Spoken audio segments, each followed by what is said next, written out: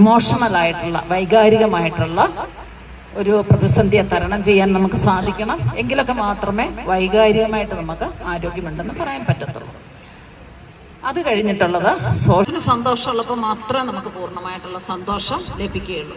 ആ 5 മേഖലകൾ ആരോഗ്യത്തിൻ്റെ WHO പറഞ്ഞിരിക്കുന്ന 5 കാര്യങ്ങൾ വളരെ physical health, mental health, emotional health, വൈകാരികമായിട്ട് സാമൂഹിക ഹെൽത്ത്, അതായത് മറ്റുള്ളവരോടുള്ള നമുക്ക് റിലേഷൻഷിപ്പ്, ഇടപെടലുകൾ, സ്പിരിച്വൽ ഹെൽത്ത്.